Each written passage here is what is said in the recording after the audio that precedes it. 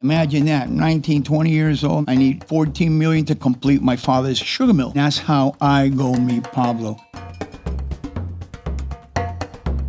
I went down to the bank and I said, I'm here to execute the bank commitment for $14 million. They said to me, we cannot honor this commitment to you. With that, I started seeking other sorts of financing. I gave the guy $100,000. He said, you got nothing, kid. So I asked myself, I'm just going to go out and kidnap the guy. Well, you don't, right? I did. Oh, you did? Oh, hell yeah.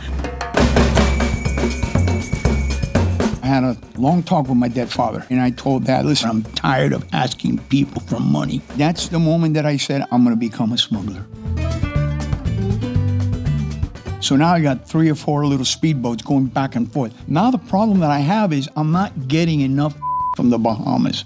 It doesn't come from the Bahamas, it comes from Colombia. So that's why I bought that airplane. You know, listen, I'm in my 20s, I'm making $1 million a week. I'm getting caught up in this whole lifestyle of the power, and I started developing a reputation. So a friend of mine said to me, hey, would you like to meet Pablo?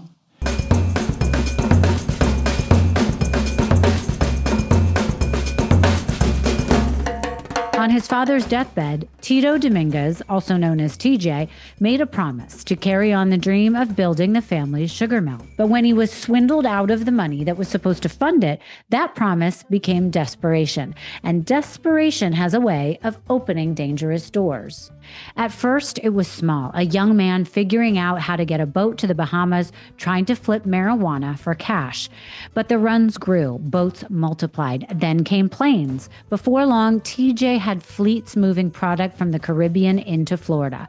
And that's when Colombia came calling. And in Colombia, it wasn't just marijuana, it was cocaine. TJ became one of Pablo Escobar's trusted pilots, flying shipments worth millions, not under the cover of night, but in broad daylight, with a confidence that made him nearly untouchable. At the height of it all, he was making $5 million a week.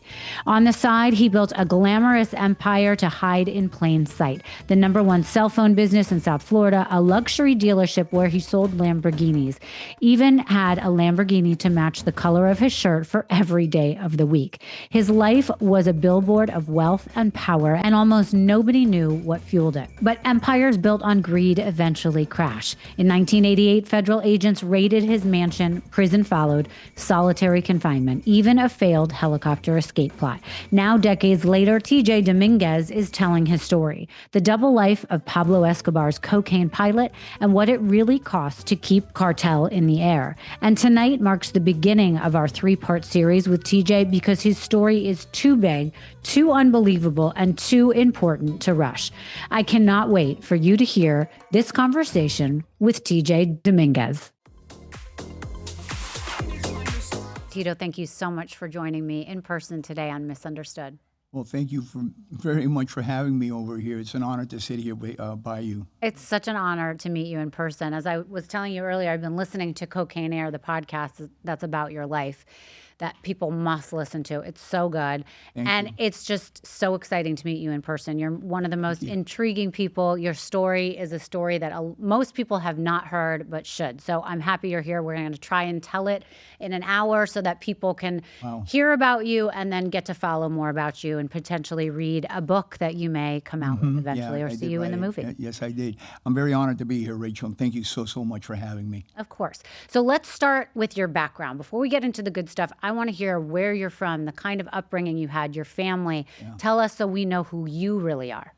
Well, you know, I come from a really close-knit family. I could go, and talk about this for days and days. My mom and dad, we were the kind of family that had to sit at the table together. My father was the son of an immigrant from Spain. My grandparents were from Spain. My father was born in Cuba. He grew up as a cane cutter. Hard work does pay. He was 10 years old and he was cutting sugar cane on the fields. Never went to school, my dad, because they were too poor. And eventually he became a sugar mill mechanic, and he turned that into a company that got contracts, and he started getting more and more fame as a very good mechanic in the sugar industry, which Cuba was the #1 country in the world to produce sugar. Right. He turned that into a multi-million-dollar company that actually later on in life he started going to school at the age of 30-something, because that's the one thing he had never had, Wow. school. And he graduated from the University of Havana. I have his diploma here in Miami, in Fort Lauderdale, where I live. 7 different degrees, and never practiced a one. So we come from a very, very basic type rooted company. In school, I had to sit in the table with my last button, all of us together, TVs off. I have 2 great sisters. I lost one to cancer. And the other one is an architect. I'm extremely proud of her. And, well, my dad was in the sugar industry, as I said. My uncle was actually shot in front of a firing squad in Cuba. So my father had to leave Cuba in a hurry, basically, because his life was threatened. And so he came basically without any money, but he was able to acquire a sugar mill that he had built in Haiti years before that. And then I lived in Haiti for 4 years, where there I learned how to speak Creole, French, and then Italian later on I learned because of my Lamborghinis. And so I speak 4 or 5 languages. Then, but I was very young at that time. I was just a kid. And then my father decided that he wanted to reunite the family. My sister was in Germany studying German. Okay. How old was she? We were in early teens. Okay.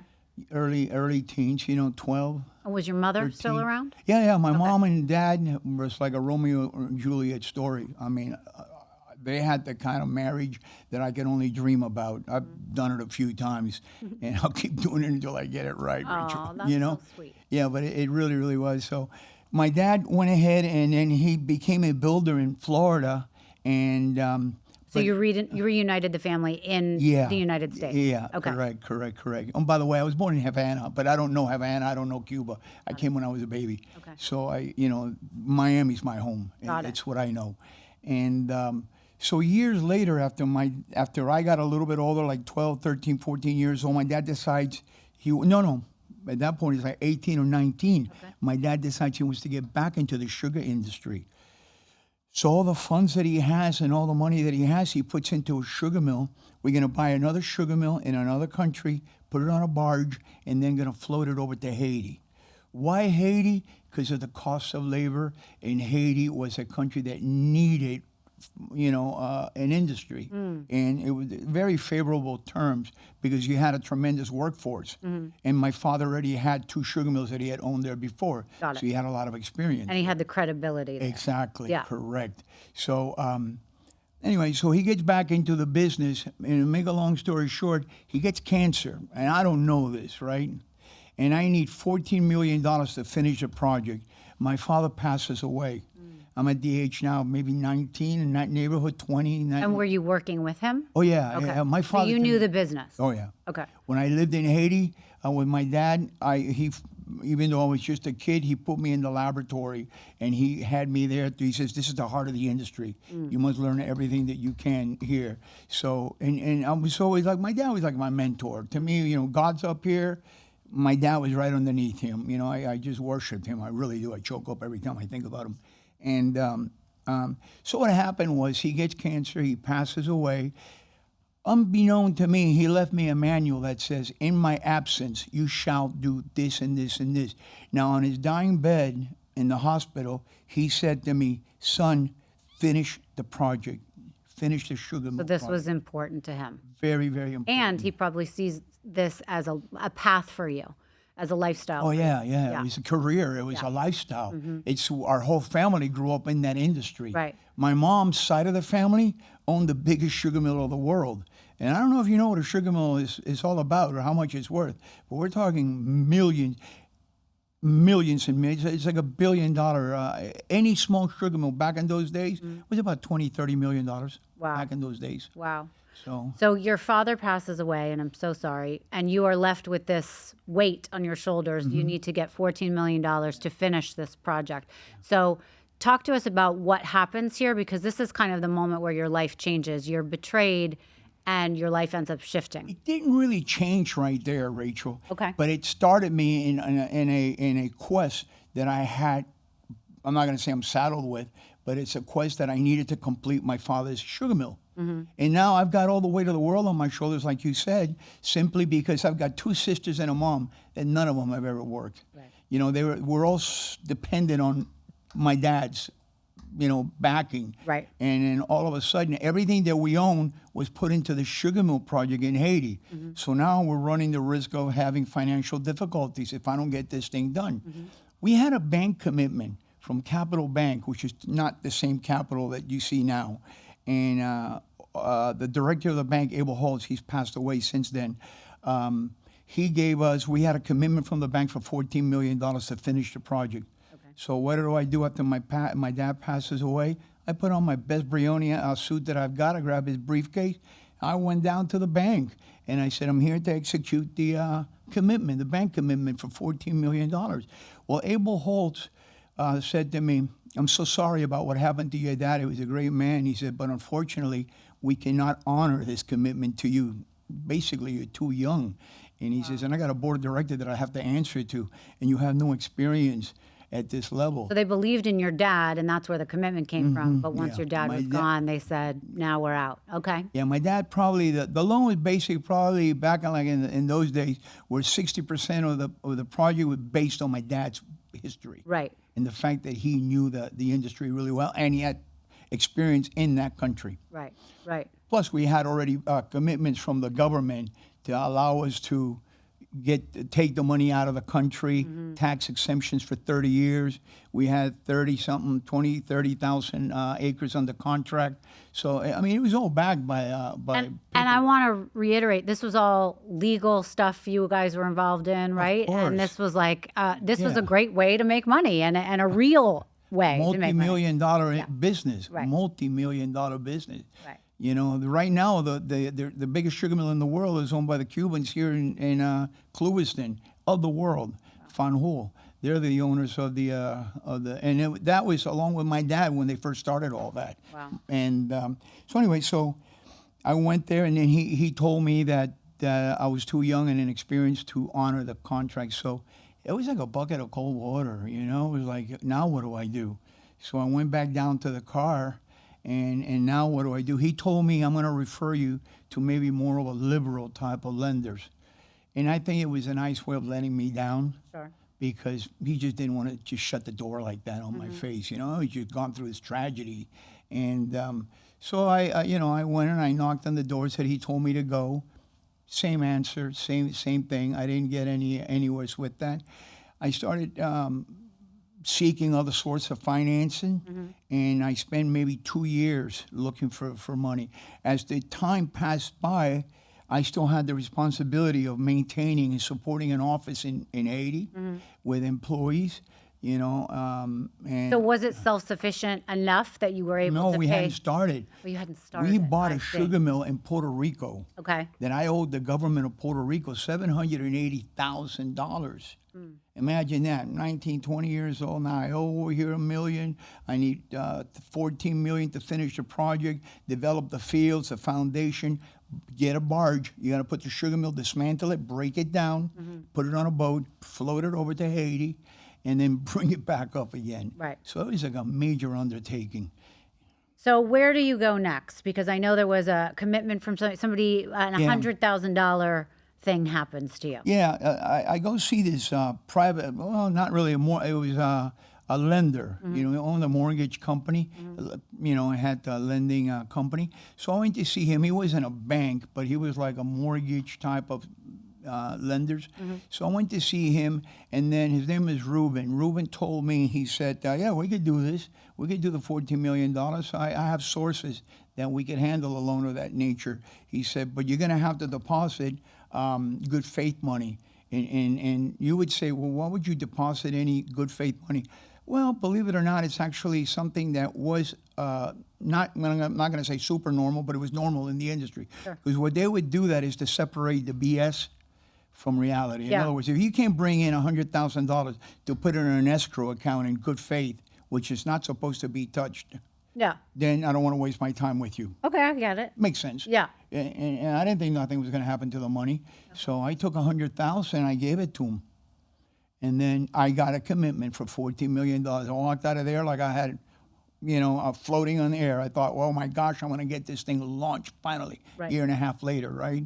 And I'm still at it. So now I've got this commitment and life is great again. Well, one day turned into a week turned into a couple of weeks turned into a month. And every day was always mañana, tomorrow. I said, when are we getting this thing funded? And then it just wasn't happening. Right. And he already had the 100,000 on that Right. side of the fence. And then did he not want to give it back to you when you finally asked for it? No, yeah. Well, what happened was I'm walking into his office and I hear screaming from inside the building. So I freeze when I hear all the screaming, and the door opens up in front of me, and this guy's fuming. It's right on my face. And then I said, what? And the guy goes, what? What do you mean, what? And then I said, what's going on in there? He said, just got ripped off by this thief. And I said, what are you talking about? He says, Ruben, this son of a blah, blah, is a thief. And I said, I gave the guy $100,000. He said, you got nothing, kid. Wow. He said, your money's gone. This guy's a thief. I'm going down to the authorities to file, charges against this guy. Right. So now you're out $100,000. Yeah. On top of everything else. Yeah. Do you take revenge on this guy? What do you do? Well, that was really scary moment and an empty feeling. I'm like really inexperienced. I always lived under my dad's shadow, even though I know a lot about business, but I've never really had to face these type of situations, right? And so I went out back to the car and I had to regroup. I had to sit there and turn the car on, and I turned on the AC. I didn't know where to go. And then I said to myself, if I go to the authorities, I'm already behind this other guy that's going down the file. I said, I'm never going to see a penny of this thing. It'll probably be 3-4 years before he goes to court. By that time, the guy's going to file bankruptcy. I know enough about business to know I'm not going to see a penny. So I said, I got to take a different approach. I need that money, and I cannot afford to lose that money. So I asked myself, I'm just going to go out and kidnap the guy. Well, you don't, right? I did. Oh, you did? Oh, hell yeah. Oh, tell me what happened. Well, look. That couldn't have gone very well. Actually, it went really well. Okay, tell me. Not for him. Right, obviously. The way I looked at it, Rachel, was really simple. The guy's committed a crime. Yeah. So I kidnap him. What's he going to do? Right. Call the authorities that I kidnapped him? He's already ripped me off for $100,000. So I've got a little leverage there. Okay. And I tricked him into kidnapping him. I created a whole scenario with some buddies of mine. I called a couple of buddies of mine and said, hey, guys, I had some pot smuggling friends of mine. By the way, I've never smoked even a joint, okay? I don't do drugs. Yeah. And so I called up my buddies and I said, listen, I need to borrow your farm. They had a farm out in the Everglades, not in the Everglades, in South Miami. Okay. And this is where they stored a lot of weed. Big barn, acreage, you can't hear anything, right? So I said, I want you guys to play the part of Texans, like really, really rich oil guys. So he said, what do you got going on, T? I said, well, here's what I want you to do, man. This guy ripped me off for $100,000. I need to get that money back. So what do you want us to do? I said, what I want to do is put this guy in one of your barns. Right. And I want you to help me get him there. So, okay, what do you want us to do? So I said, I'm going to call up Ruben and tell Ruben that I got this rich oil guys that are coming in town. Maybe he would like to meet them, and they could become potential investors for him. So he said, all right, fine. So I used that line. I called Ruben, and I said, hey, listen, I got these guys, the oil guys, and they're looking to get some property, and they've got tremendous amount of access to funds for real estate. They're not interested in helping me in Haiti because they like United States. Maybe you'd like to meet these guys. So he said, absolutely. So I said, give me your address. I'll pick you up.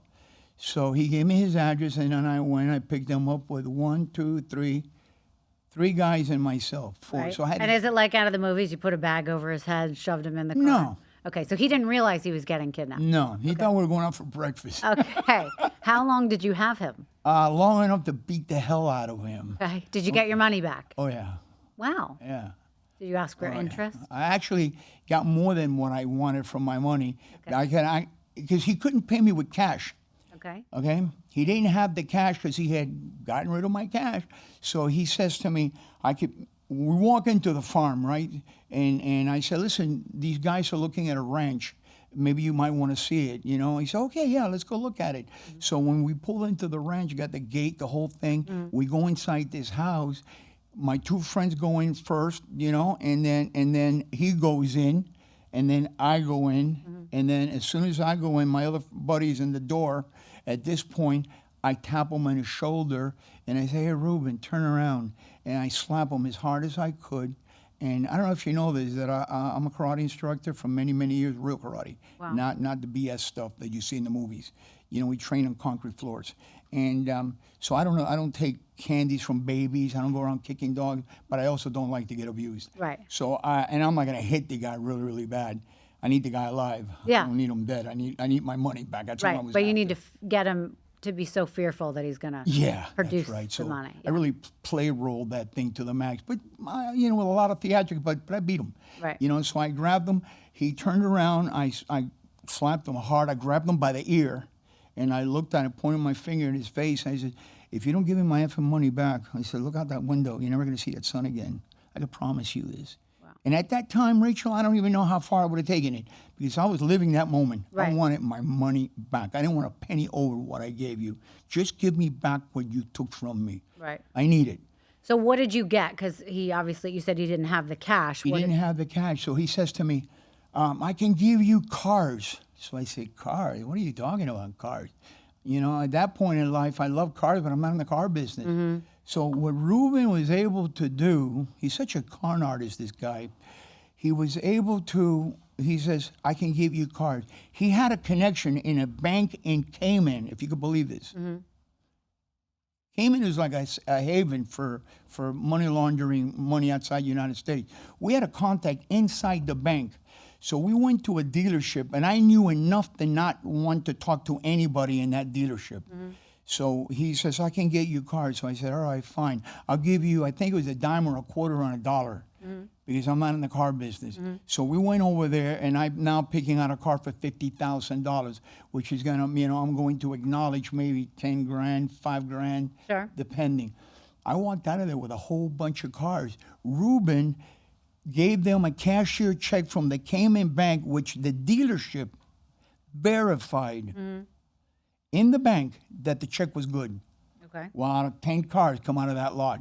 And I knew enough to get those cars immediately taken and changed titles. Right. It's not my problem. I got cars. I didn't take those cars. Ruben sold me those cars.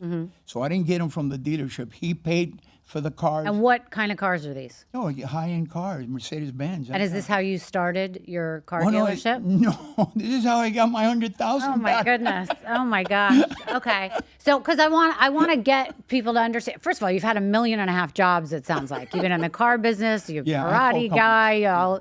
You're flying planes. Yeah, you're the driving Jefferson boats. Banks run the contract for me. I was buying a bank. Oh my gosh. Okay. So, because I want everyone to hear all this. All right. So you eventually, tell me, how do you get to the point where you get a boat and you get into the marijuana smuggling business? Well, and why? Why all of a sudden does that become the option? Well, I went to see my buddies after this incident, Mm-hmm. and I sat with my buddies, and I said, "Guys, you know, I got to get the sugar mill thing off the ground." You know, they ended up buying the cars, by the way. Okay, got it. You know, So you got some cash. Yeah, I got cash back. Mm-hmm. And then I said, "Would you guys like to come in and help me, you know, this and that?" And at that point, I didn't really know that much about money laundering or the liabilities of being involved with some illegal funding. I Right. didn't really know that. So I asked them if they wanted to put some of the money that they were making off marijuana into my business. They looked at me with a straight face and he looked, "T, we don't mind helping you out with whatever." He said, "But Haiti's a bad risk."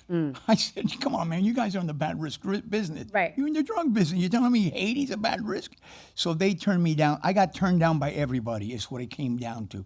One guy, it was called Intercontinental Bank. The CEO of that bank, a real guy, was the son of a president of Cuba. I don't know if I told you my dad was a senator in Cuba. So there is a little bit of a connection there. That's how I get in through the door. So I sit with the guy and I present him the project. He says, "Okay, fine. Let's go to Haiti and let's get this project looked at. And if it's everything that you're telling me it is, we'll fund it." So now again, I'm really a happy camper. The deal that I struck with the banker was 80% for me, Right. 20% for him, but it's a waterfall deal. Now he gets 80, and Until I he get gets paid 20 back. until he gets paid back, and then we switch. Got it. So we do this, right? We get to Haiti, and then after he inspects everything, I introduce him to the Minister of Finance, Agriculture. He says, we're going to do the deal. The following morning, about 6, 7 o'clock in the morning, very early, he calls me up in my room, and then he says, we need to talk, and come on down. And that was early in the morning. So I come down, I have a cup of coffee with him, and then he says, look, we're going to do the deal. I verify with my backers, but there's one thing, it's going to be 80 across the board to us. And that's what I said to him, but that's not what we said in Miami. We shook hands. And he said to me, this ain't Miami, kid. You whip behind the ears without me. You got a pipe dream. Pipe dream. First time I ever heard that term, pipe dream, without me. So I said, he said, it's as simple as that. We have the money. You know, you won't be able to get this thing done without me. So I looked at him and I said, this is when my life changed. This is the moment my life changed. I looked at him and I said, listen, let me tell you something. There's the last airplane going back to Miami. From here, it was a Delta flight. I think it was like 3:15, 3:20, somewhere around there in the afternoon. I said, be on that airplane. Because if you're still on this island, I want to put you inside a bag. I said, and you know what? Unlike you, I don't break my promise. My dad raised me to be a man. And I promise you one day, I'm going to put you inside a bag. Wow. The guy left. That night, I got a bottle of Absolute or something. I went up to the terrace. I had the penthouse. And I sat there amongst the stars, which was very, very dark night. And I had a long talk with my dead father. And I told Dad, listen, I'm not going to sit here and ask you for permission to do this, but I'm tired of asking people for money. I'm tired of being kicked to the curb. I mean, I just felt so lonely. And I felt like just abused, really, by all these people that are like legitimate business people. Right. Bankers, presidents of this and that. And I got tired of that, Rachel. So that's the moment that I said, I'm going to be a bank, and I'm going to do what these guys have done, but I'm going to do it better. That's when I decided I'm going to become a smuggler. Wow. Today, this episode is sponsored by Balance of Nature. If you've ever flipped over a supplement label and thought, what am I even putting in my body? I hear you. That's why I'm such a fan of Balance of Nature. What makes these supplements stand out is simple. I can actually recognize what's inside. The fruits and veggies supplements are made with real whole ingredients like celery, spinach, cauliflower, shiitake mushrooms, blueberries, and mango.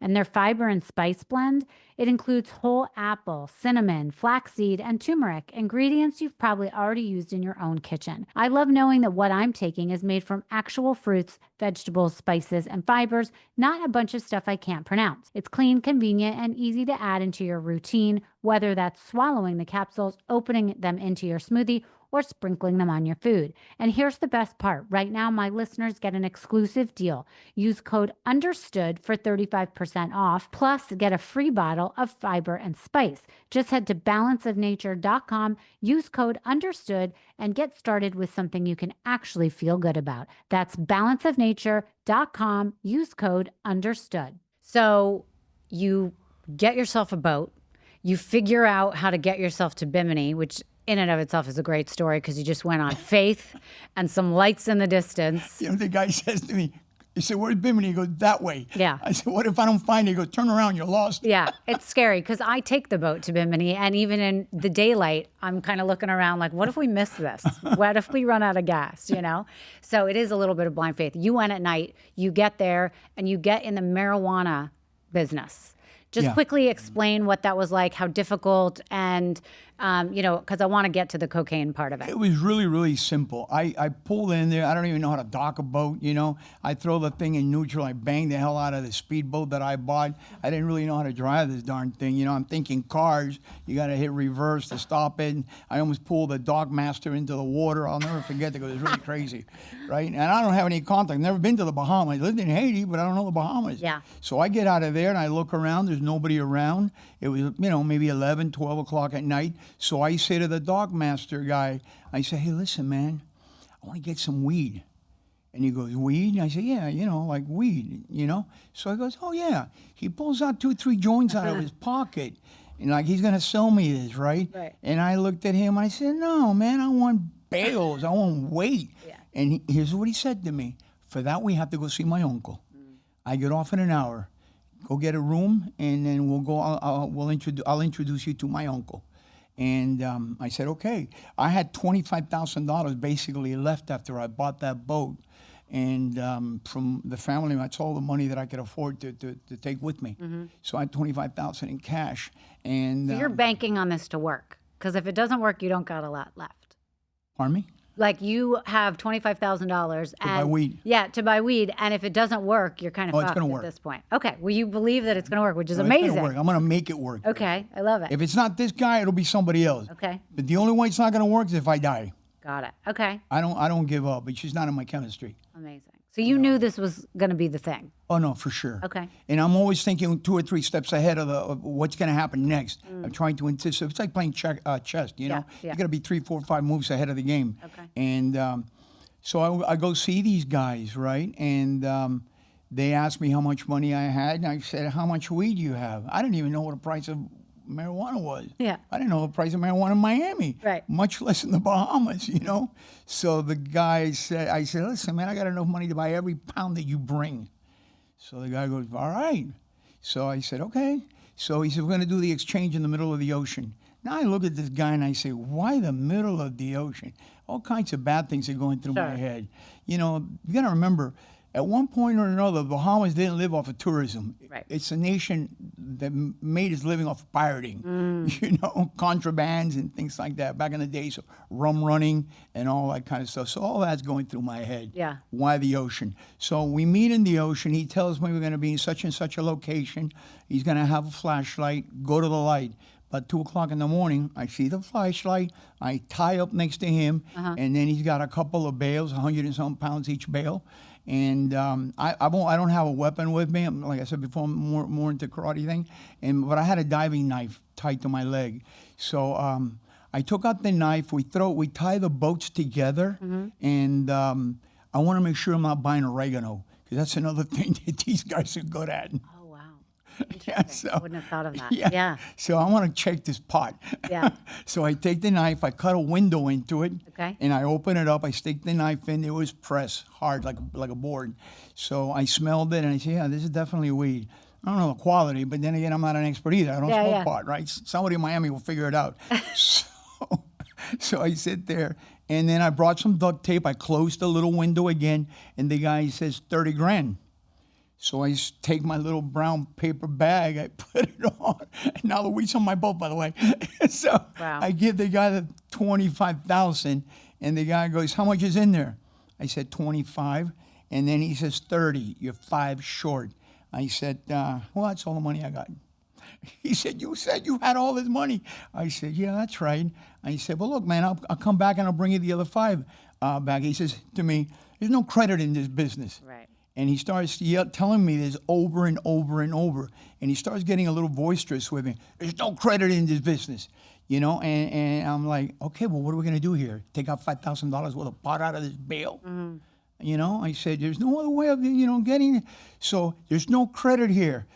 There's 2 guys on that boat. There was an older guy, maybe in his 40s. He's laying back like this. And I was watching him the whole time. That's the guy that I feared the most. The guy close to me, I could take care of. But the guy far away, he was too far for me to defend myself in case anything happened. So he says, give the kid the pot. I think that he will come back. Smart. Blew me away.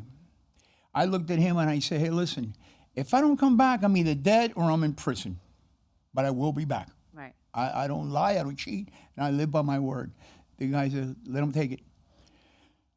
Right then and there, I turned around, I brought the pot into the States. And here's a funny thing, Rachel. I scored the pot, and I went to see my buddies, the marijuana guys that had turned me down on the Sugar Mill project. Yeah. And it helped me with Reuben. Oh, right. And I see those guys, they're buyers, they're in the weed business. I don't have a buyer, I don't know where to go with this thing, right? So I say, hey, Michael, I need to come by and see you. He said, yeah, sure. So I get there, and I said, I need to put the car in the garage. What do you want to put the car in the garage for? I got something to show you. There was 2 or 3 guys in the house, right? So I pull the car into the garage, and then I say, here, look at this. So I show him the pod. He goes, what'd you do? Where'd you get that at? Because they knew that I'm not a pod guy or I'm not a drug guy. So what'd you do, find it? So I said, no, I didn't find it. I said, I brought it in. He said, you brought it in? I said, well, how much you want for it? So we agree on a price, $500. So Mike says to me, and I thought this was really hilarious, because Mike says to me, okay, fine. So it's like 120 grand that I'm going to give, that he owes me, right? He goes, all right, T, come back tomorrow. I'll have the money for you. I looked at Michael and I said, hey, Michael, there's no credit here. I love it. So for what you spent for $25,000, what did you recoup? I ended up with about 100 grand. Amazing. So I'm assuming you went back and forth, and this became a shuttle. Your thing. Okay. Like an airport shuttle. And again, are you doing this all because you're trying to get to the 14 million? Are you still working on that project? Absolutely. And so, absolutely. All right. So how did this wind itself down where you got into the bigger stuff? And how'd you learn how to fly the plane? And where are we going with that? Yeah, it was amazing. I got a shuttle business going, right? I'm back And are you employing other people to do it, or are you just doing it yourself? Okay, I'm doing it all by myself. Okay. But I realized one thing. It's taking me too much. I need $14 million. At 100 grand, it's going to take me a few years to raise this money. So I, and I had a pretty good business mind. So I said, the only way I could better this is by adding other boats. So some of the money that I was making now, I'm reinvesting. Sure. And I bought another speedboat. So now I went to see a friend of mine who's a truck driver who was in 2 terms in Vietnam. And then I say, hey, listen, I got a job offer for you. All the pot you could smoke. I said, $10,000 a week. What do I got to do? Is drive a speedboat back and forth from Bimini, not that far. So I put him on, and then I put another friend of mine. So now I got 3 or 4 little speedboats going back and forth. Now the problem that I have is I'm not getting enough marijuana from the Bahamas. Okay. Because you got to remember, Rachel, marijuana doesn't come from the Bahamas. It goes through the Bahamas. It comes from Colombia. Oh, got it. Okay. And they couldn't get it fast enough for you to even pick it up. Got it. Okay. Some of the weed that I'm buying actually came from the government. Wow. Because I find out that the uncle was connected with one of his relatives who was involved in the government. So all these seizures that they would do when they would bust somebody, the government would take that weed and they were supposed to burn it. So now I meet one of those guys, and then they say, well, you got to burn this weed. I say, listen, I got somebody in Miami that'll burn it. Don't worry about getting burned. I said, I'll take everything that you can confiscate. Right. So now I've got 200,000-300,000. I got 2-3 speedboats. I got this stuff, but I'm sitting idle because I'm not getting enough product in order to continue on my quest of 14 million. Right. Well, so I said, I was sitting in my... What year is this, by the way? I don't even know. Late 70s, early 80s, late 70s. Okay. And what made, how come this was so easy to do back then? Oh, no, it wasn't easy. It wasn't. Okay. No, as a matter of fact, I've actually had a few people argue that point, and it's really, I could prove to you how it was harder back then, because you got to remember, at one point in life, all the weed, all the drugs, everything that came from outside the United States came through South Florida. Okay. That's just the way it was. Right. California was not in the picture. Mexico was not in the picture. Texas was not in the picture. So there was one entry point. Yeah. And probably a lot of people in the game then, I'm assuming. Well, not only a lot of people, but a lot of agencies in the game. Right. You have Marine Patrol, Coast Guard, DEA, Customs, ATF, any authority, local city police had a boat. Like, give me a perfect example. Indian Creek, you know that neighborhood? Yeah. They used to keep 2 police guys on a boat around the island. So one of my point entry houses, I had to go buy them. Right. But in these days, like, was people in the government in on it because they were getting paid? No. They were cracking down on it, right? Wasn't Reagan making a whole thing about cracking down on it? I was a big supporter of that. I contributed heavy, over 100 grand to the Republican Party of the war against drugs. Wow. Yeah, keep the price up. My goodness. Okay. Brilliant. Weed out the amateurs. Yeah, of course. Okay. So you have all this going. When do you decide you need to learn how to fly a plane? Okay. And how do you even get your hands on a plane? Well, it's really kind of interesting because I'm thinking I need to go to the source of marijuana, where it originates from. Right. That's Colombia. Okay. Well, I have a speedboat. I can't go to Colombia in a speedboat. Right. I don't want to take a pleasure craft. It takes too long. And I don't even know anybody in Colombia. Right. I don't know anybody at all. So one thing led to the other, which led to the other, and leads to the other. What happened was I buy an airplane because I thought, well, I need to go to Colombia. That's the fastest, easiest way for me to go to Colombia. So when I buy an airplane, again, it's another story in itself. When I buy that airplane, wow. I thought I ripped off the guy, right? I thought I'm a great business guy. I'm getting this airplane for like next to nothing. After I buy the airplane, I buy it outside of Miami, Fort Lauderdale. It was in Tampa actually that I bought it. I tell the guy, okay, let's go, and I don't know how to fly, right? So the guy goes, well, you can't ride in the airplane. I said, what do you mean I can't ride in the airplane? And the guy says, no, the airplane has no air certificate that's current. I said, what's an air certificate? Airworthiness. He says, the plane's been sitting for like a whole bunch of years, and it needs to be transported by a ferry permit, and we can't carry any passenger. I said, well, I'm not a passenger. I own the darn airplane. Right. And the guy goes, you are a passenger because you're not a pilot. So now I can't travel in my own airplane that I bought in Tampa. I walk into this airplane, needed a paint job. The panel, which is what it's called, what we would call in the car business, a dash, was full of holes. But I'm a car guy, so I look at all these holes in the panel, and I say, so I need some gauges. Big deal, Pep Boys, right? It's a gauge. So, and I look at the seats. There's no seats in the airplane. So I said, who the hell needs seats? I'm going to put marijuana here anyway. Right. So I'm not looking at the cosmetic. I'm looking at 2 engines on this airplane. If I lose an engine, I got another backup engine on the other side. This is my rap. This is my way of thinking, right? But did you think to yourself, who am I going to get to fly this? Or you were like, I'm going to fly this? Oh, I'm going to fly this. Okay. But I need to learn how to fly. Right. And in order to learn how to fly, I need an airplane. Right. So that's why I bought that airplane. Okay. So I buy the airplane, and then I get, the airplane's going to go back to Fort Lauderdale, where somebody referred me to a place that worked on airplane, guy by the name of Billy. So Associated Air was the location where eventually I ended up owning all that stuff. And I'm sitting in Fort Lauderdale International Airport. The whole wall was glass. I introduced myself to Billy, and I tell Billy, I said, hey, Billy, my airplane's flying in. I need you to, if you could hook me up with like an instructor, I want to learn how to fly. He said, what kind of airplane did you buy? I said, I bought a Beechcraft, twin engine. He goes, oh, okay, hang on a second. We've got an airplane coming in with a problem, Mayday. So, and we're sitting there in the office with a glass wall, and wow, Mayday, something like, it's going to have something that's going to happen. So he goes, here it is. You see it up there?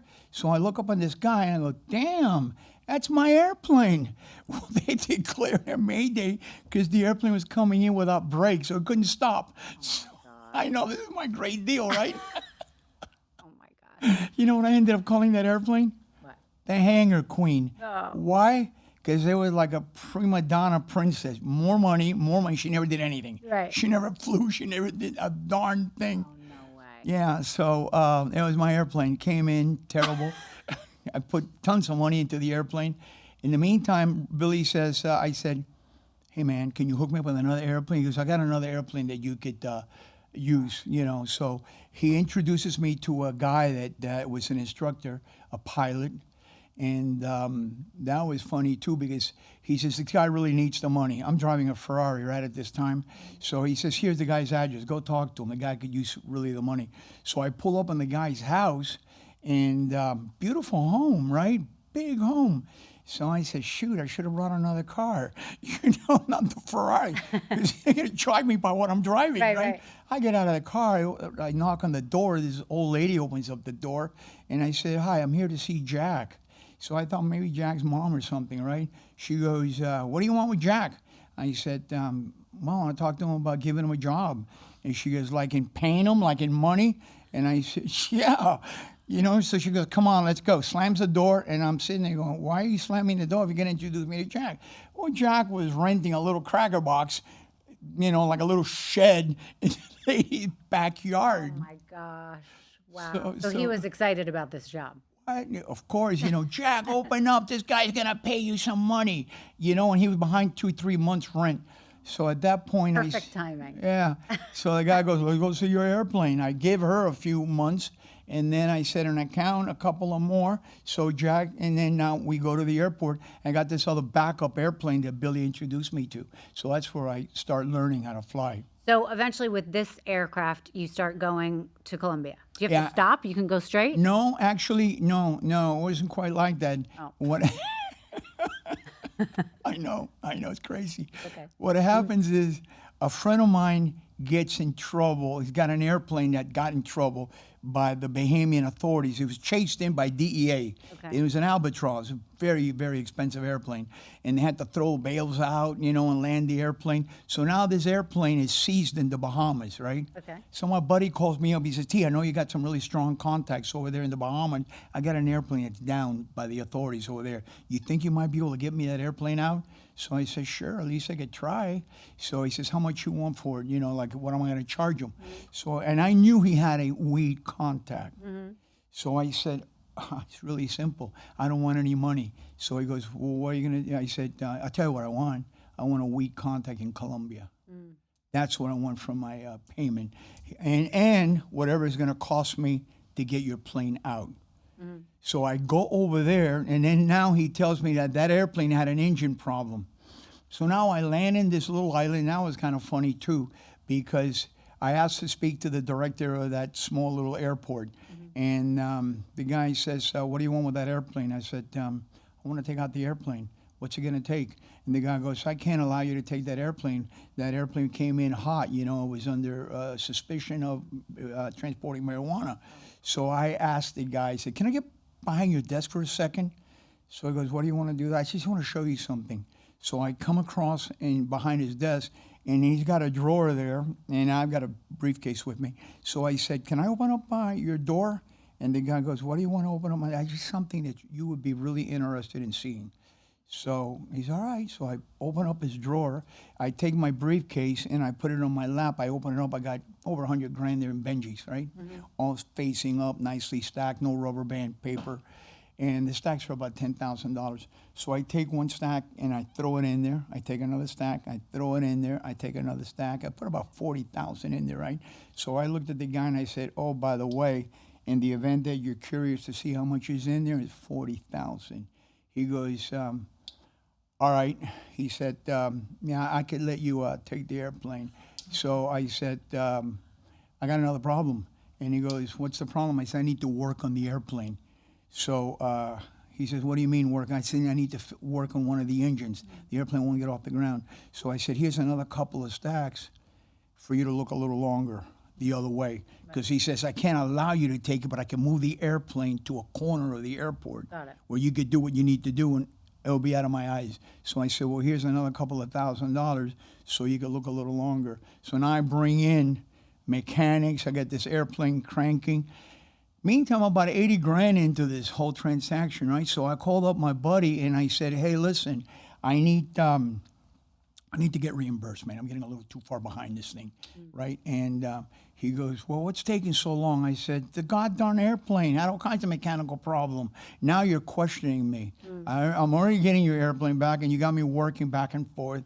So he goes, well, you need to come by here. So I go to his house. When I go to his house, the Colombian that owns all this marijuana and his, all this, he's at his house. Guy's dressed like a little tennis outfit type thing, white this, gold Rolex. So, and I don't know this guy from Adam. So the guy questions me. He says, well, what stage is the airplane in? He says, I'd like to see it. I said, you want to see the airplane? Not a problem. Be ready. I'll pick you up in the Miami International Airport in 30 minutes. So now I go get on my airplane. Then I'm learning still how to fly with Jack. Right. Okay, now I'm learning. I'm getting stick time, right? So now I go pick this guy up. I bring him to the Bahamas. And now we're sitting there. He sees that I've got the airplane. I got mechanics. He sees all the stuff that's going on. So he says to me, listen, is that airplane that we flew in over here, is that your airplane? And there we were both facing like the horizon, drinking a beer. And he said, is that your airplane? I said, yeah, and that airplane does fly.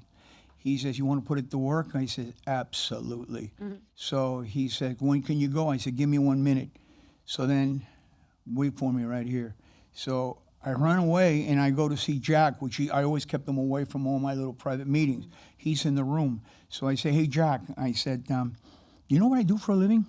He goes, yeah, you're a builder. I said, yeah, I do that. He said, you know what else I do for a living? He said, yeah, you own I was the biggest cell phone company, by the way, of South Florida. Yeah, Trans World Communication. Wait, time out. Before you finish the sentence, what are all the jobs you've had? Because I'd like this soundbite 10 from or you. 12 Tell companies. Well, I was the biggest cell phone and also beeper. That's another story in itself, how I got into that. That's really hilarious. Okay. And it really, really was kind of funny. And then I'm a builder. And then I had the Jefferson banks under contract. I wanted my own bank that I could own it, so I don't have to ask anybody for anything. Right. Now I own the damn bank. Right. And then I had the real estate business. I had an investment company. And then I was the number one Di Tomaso Pantera, Excalibur, Lotus, and Lamborghini dealer of the world. I had the biggest showroom. We sold, I think, for $40-something million without a car after I got seized years later. I was on 1624 East Sunrise Boulevard, right on the corner there. Right. And before the Circle. So, and I was adding a few other franchises. Right off the top, that's stuff that I own. I own a lot of other stuff that I didn't even know. Then when I had my money in Europe, I was investing in a lot of other stuff, Right. Well, and you were piloting cocaine for Pablo Escobar. Not at that point. Well, but that's one of the things on your resume. Oh, yeah, I left that out. Yeah. The little thing that part. you forgot. So I want to get it, because all these stories we could go into for so long, and I want to hear all of them. I want people to hear it in your book. Right. So I do want to get into the first time. So eventually you get yourself to Colombia, and I'm assuming you start doing the runs back and forth with marijuana. Yeah, with marijuana at the beginning. At the beginning. What was the first time you were asked to fly cocaine? Well, I was doing the marijuana flying. This guy turns me on to this Colombian guy that I flew to the Bahamas. He's got a partner now in Colombia, and now I'm doing marijuana for us. Okay. For myself. How often?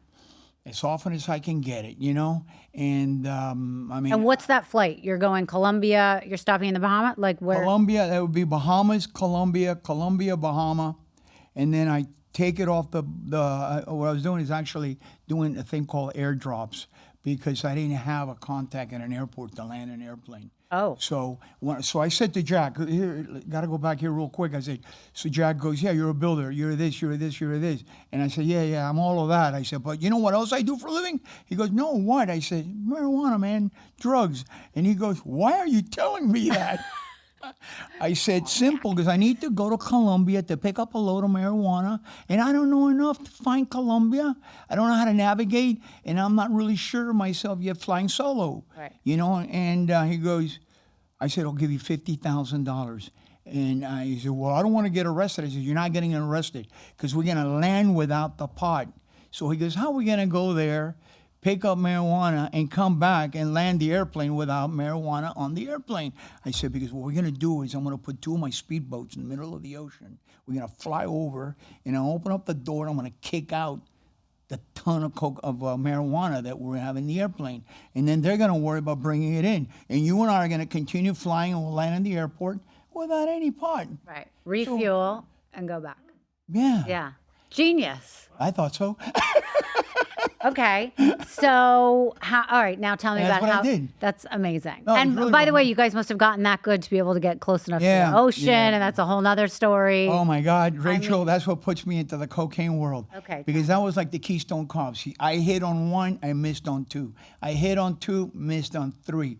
We put the stuff on the wrong boats one time. We broke down the radio communication. It was like no 101 course on smuggling. It wasn't like I can go somewhere and take a course on smuggling. Right. So it was all on the job learning.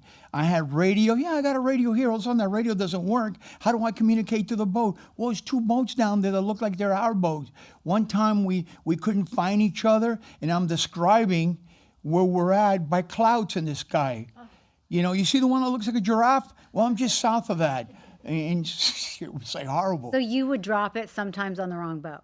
Yeah, that happened one time. That's horrible, huh? Oh my God. Yeah, and no- did they ever, what happened?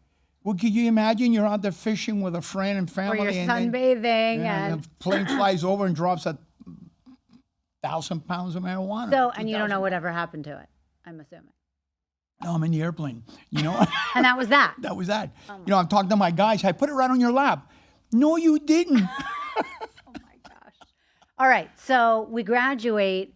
Well, you know what happened? I now owe $800,000 to Colombia, Oh, to a Colombian. okay. All right, I get behind the 8 ball. I'm getting now a credit line, another credit line. Right. And then the guy that I owe this $800,000 has no sense of humor.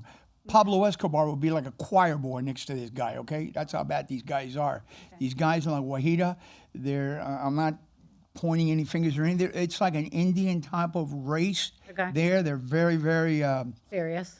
yeah, they're real serious players. Mm-hmm. Well, they shoot that guy that was dressed in the tennis outfit. They kill him, my partner, and they kidnap me. Wow. They put me in a house, and now they're hitting me with guns, and I tell the guy, I say, hey, listen. And as soon as I say, hey, listen, I get hit again.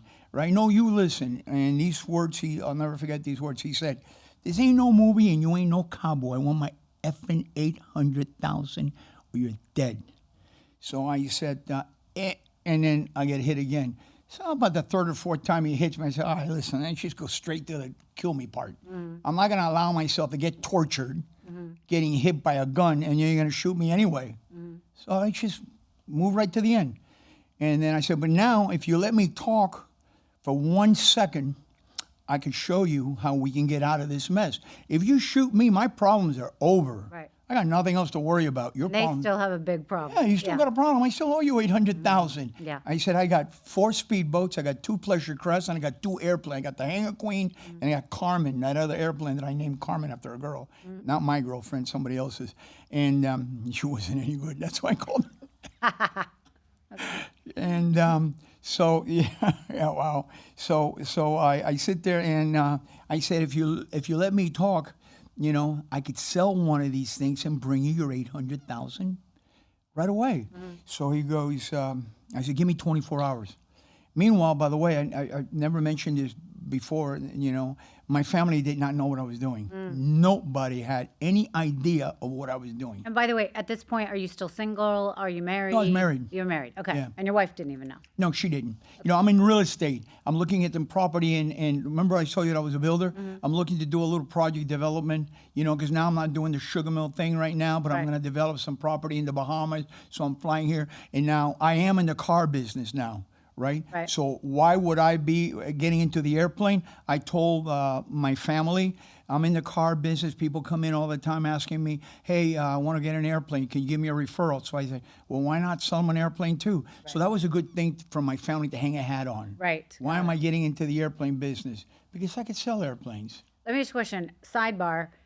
In the meantime, are you still working on the sugar mill project? Yeah, or well, is that on hold? No, I'm losing everything. You're losing everything. Everything. Okay. I actually defaulted on the $780,000 that I owed Puerto Rico. Wow. Because now 3 years have gone by. Got it. Okay. But I figured if I make enough money, I could get it all back. Got it. So that was like the impetus of the whole thing still. Yeah. Okay. I lose it. I right. actually lost everything. So I'm sorry to hear that. Yeah, well, So you get in trouble with this guy. Do you make his 800,000 back for him? pardon me? The guy you got in trouble with, the very serious guy, do you get his 800,000 back to him? Yeah, I go and then he allows me to take 24 hours, right? So I go to the Bahamas to this guy named Luis, little Colombian guy, terror, but he's a very good friend of mine. So I say, hey, Luis, you want to buy Gigi? Gigi is an airplane that everybody thought, again, it was named after a girl. No, Gigi stood initials for the Gray Ghost. And you would say, why the Gray Ghost? Because I painted her runway gray. And at nighttime when we land, I keep one engine running in case we need to get off the ground again quickly. Yeah. And then we cut one engine off so that nobody would get cut up by a propeller when the door opens up to take out the bales, right? So you'd hear the noise, but you really couldn't see Gigi. So I named her the Gray Ghost. He says, what do you want to sell her for? I said, because I'm not going to need her. So he said, what do you mean you're not going to need her? I said, I want to be dead if I don't get my hands on 800,000. He said, how much you need again? I said, 800,000. He said, you want to make $1 million? I said, Luis, I need $1 million like I need air. I said, yeah, what do I have to do for $1 million? He said, fly cocaine.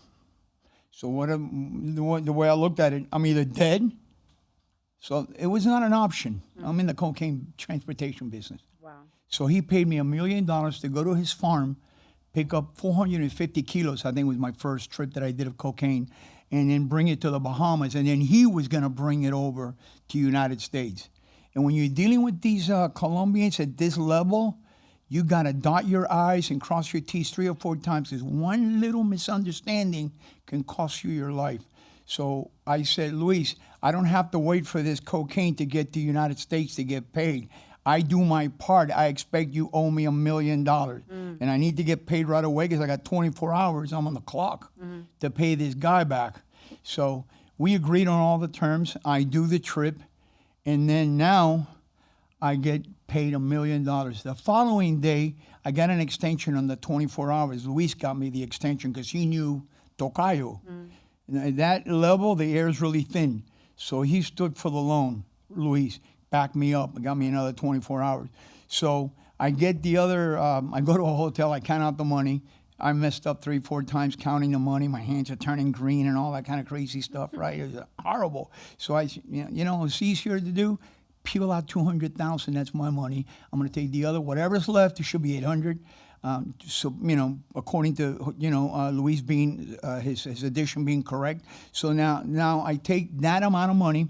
I was in a Ferrari. They paid me with garbage money because there were 20s and 50s, all right, and 5s, and they didn't even fit in my Ferrari. I had to take the top off the car. If I would have hit a speed bump, I would have probably lost a box with 50 grand or something like that. So I get the money, put it in the car, I drive it over to where they kidnapped me, and they have put me in that house.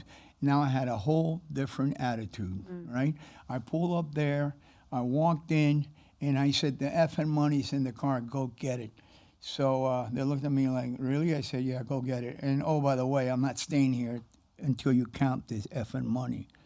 So right in the suitcases full of money, threw it on the kitchen counter, on the table that they had there. And the guy says, he calls up Tocayo in Colombia. He goes, he's got the money, it's here. Put him on the radio. So I get on the radio, and then he says to me, so my brother, when are you coming back? I said, don't my brother me. I said, I'm in the cocaine business.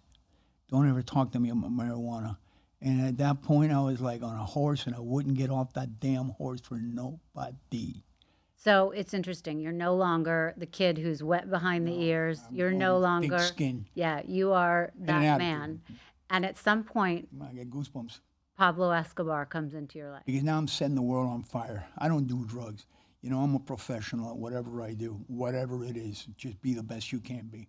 Like I told one of my kids who got drafted by Buffalo Sabres hockey, I said, you know who the guy that comes in second is? He goes, no, Dad, who? I said, the first loser. I said, you got to give it all you got, right? So now I'm working for Luis.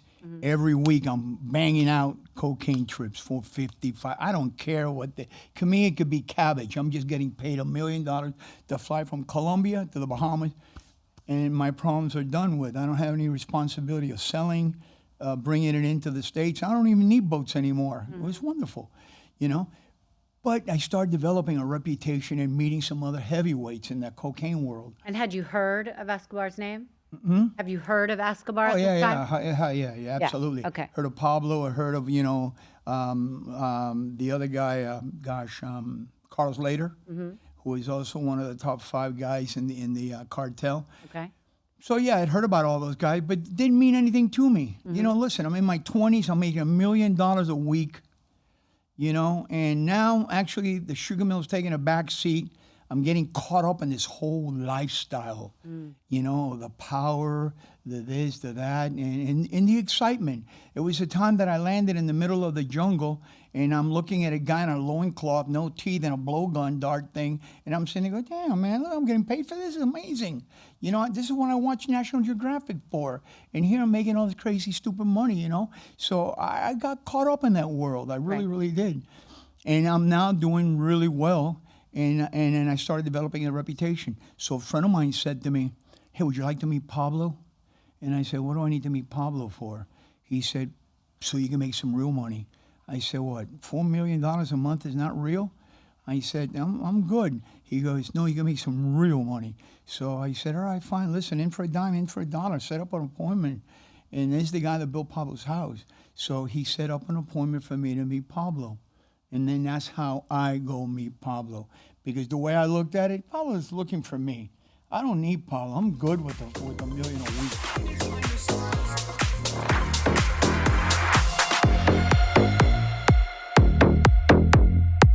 Thank you so much for listening to Misunderstood. I'm your host, Rachel Yucatel. Please be sure to subscribe to the show and give us a 5-star rating and review. You can support the show by joining our Patreon at patreon.com/misunderstood with Rachel Yucatel. Do you have ideas for the show or want to reach out? Email us at info misunderstoodpodcast@gmail.com. That's spelled MISS understood. Thank you so much, and I'll see you next time.